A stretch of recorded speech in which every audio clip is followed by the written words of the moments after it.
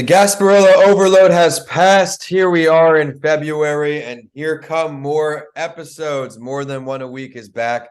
I'm bringing back Josh Gryniewicz for, I think we went over this, a sixth overall appearance on my shows here on That Entrepreneur Show. He has a lot to catch us up on with his company, Odd Duck. And if you missed his first few shows, he is the founder and chief narrative strategist of Odd Duck, which is a storytelling for social change communication consultancy focused on health.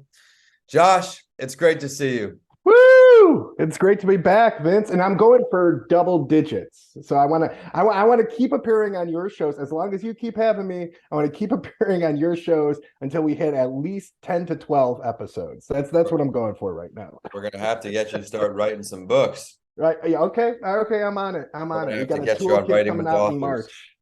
Yeah, we'll get you back on there. But as I mentioned in this preview, we have a lot of change that's been happening with Odd Duck. So much I wanted to bring you back on the show. Let's dive right into that. Absolutely. So thank you for having me back. And I'll just sort of walk through, in case some of your listeners haven't heard previous episodes, what Odd Duck is, what I do, what it means, storytelling for social change even means. As Vince said, my name is Josh Gryniewicz. I'm the founder and chief narrative strategist for Odd Duck. We are a storytelling for social change communication consultancy focused on health. And what that means and what we actually do is three service areas primarily. So the first is to do strategic storytelling. Strategic storytelling is using narrative to actually advance some form of change, either within an organization, Vince, or externally within within the culture itself, within the culture writ large, right? So we do that in two primary ways. The first is narrative framework, when we're working with external issues, systemic racism, homelessness, various health issues. We build what's called a narrative framework, which is let's figure out the primary overarching social story and figure out how we can actually disrupt it as an organization. The second piece is for smaller, either solopreneurs or small shops, usually between 3 to 5 employees. We do what's referred to as a disruptive story. Or a disruptive story map, which is a smaller sprint, but it's basically the same type of narrative framework. And that's focused both internally within your organization and externally for the change that you want to make in the world. That's the strategic storytelling piece. Then we do content development through a narrative lens, both fictional and documentary style, collecting stories, oral histories, things like that. And then the third piece is training, technical assistance, workshops. We run a workshop on disruptive storytelling. We run a workshop on navigating misinformation and so on. So those are our three core areas. And then you and I were just jamming and catching up, and I was saying, oh yeah, I wasn't trying to brag, but I was sharing with you, that we've had some success in the past year, and really we've more than doubled our income. So great. Which is fantastic. We primarily work with and collaborate with freelancers, and we have a much deeper bench of freelancers with a lot of talent. And so I was sharing some of that with you, and you were like, we got to get you back on the show, and talking to some of the listeners to share how we've done this over the past year. And so here we are. Well, not even about what you have done. Let's talk about some of those learning lessons you found here over this last year of growth. As you said, 2x on your growth right here. What have you learned through this process? Sure. So I'll start. I think there's probably like 5 lessons that I've sort of taken away from this experience that have helped kind of drive that change.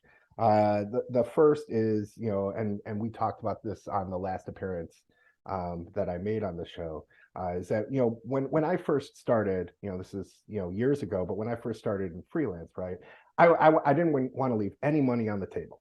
Right. So as part of not leaving any on the money on the table, I was like, okay, I had a hip hop label that I was working with, and a politician, and I had somebody else that I was drafting talking points for, and I could write like this story here, and I was doing some ghostwriting over here, and some troubleshooting, fixing work over here, and that's sort of the world that I was living in. Not really defining sort of my unique position, my unique niche, right? And so part of what we did was say, okay, let's focus in, as tight as we possibly can on what are the clients that we can make the most impact with, and how Yes. are we making that impact? And so that's where the narrative piece, we have a very unique way of looking at stories and storytelling and how storytelling can be used for change. So that was the first part. And then the second part is we really saw, and this is even, Vince, this is even pre-COVID, right?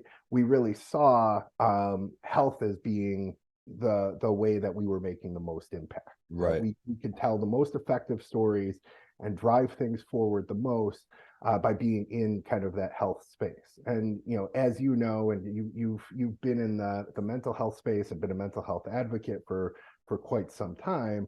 The field is constantly changing, right? Mhm. So it's not like, I think there was both a fear of leaving money on the table. Oh, I don't want to say no to any potential clients. Yeah. And also like, oh, am I just going to be bored doing this one thing, right? Working on this one field? And it's Right. like, absolutely not. Like all of that just proved to be sort of self-sabotaging myths that I was telling myself to like hold myself back from Mhm. it. And so I think part of this growth overall, the first key to this growth overall was just defining and going deep on like, we're just going to do health. We're going to do exclusively health.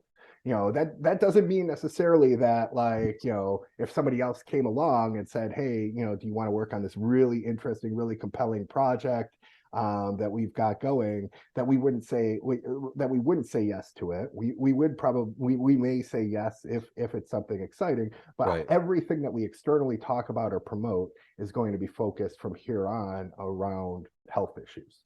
Well, finding your niche is very important. And in the beginning with me, I shared this a lot where I was just throwing a million darts, hoping a couple would stick because my story did relate to everybody, whether it was directly or indirectly. And then I said, okay, well, as I'm growing my brand, we write the books, mental health and entrepreneurship. And now it's even really children's mental health is where the focus is. So as you can see with Josh, just going down that microscope, as you are here growing, who is your ideal client for you? Who can you add the most value to as a customer? You Yeah, mentioned health. Let's talk about that for anyone listening on. yeah, that's great. So I would say our ideal client is one who gets stories, right? So we're no longer, I've spent so much of my career having to persuade folks that like storytelling is important, that it can actually be effective. I think that argument has been made over and over again. Right. I think there should be some adoption of that now, that we shouldn't have to retread those same arguments. So the first thing, my litmus test is, that my ideal client already gets that right out of the gate, because I want to hit the ground and start running.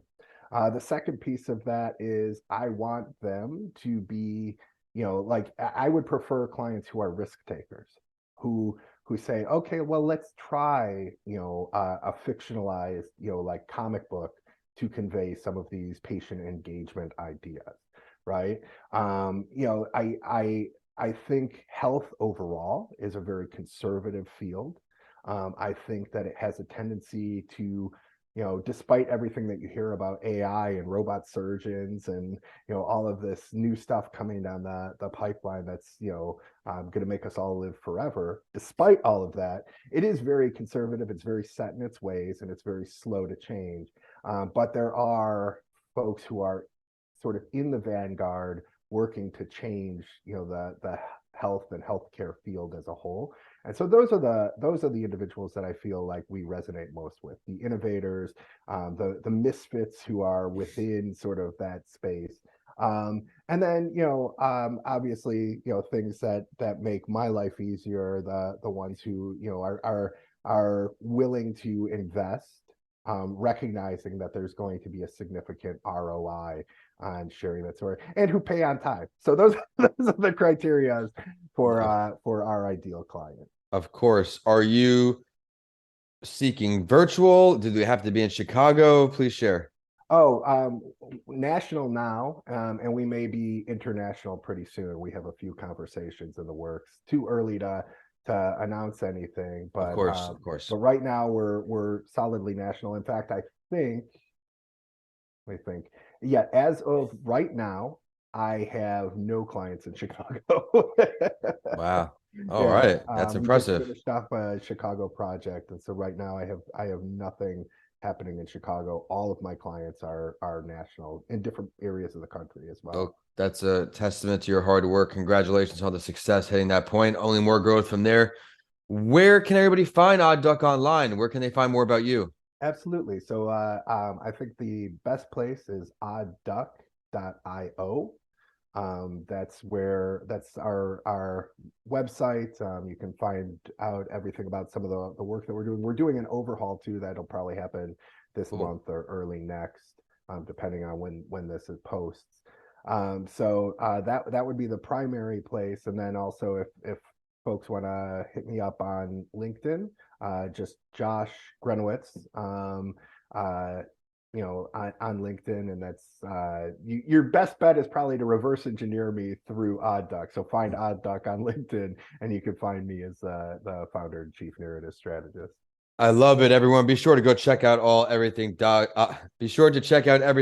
Duck has to offer. Josh, anything else you want to share about Odd Duck before we sign off, or what's next? So I think just next is, that we're always looking for partnerships. We're looking for ways to keep moving the field forward. And so if any of your listeners are in a health space and interested in reaching out and doing something interesting with stories and storytelling, to just look me up. I love it. Well, everyone, be sure to say hello to Josh and say hello to me too. I am at Vincent A. Lancy on all social media and YouTube.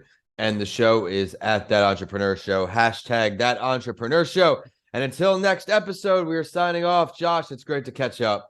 You too, Vince. Appreciate you.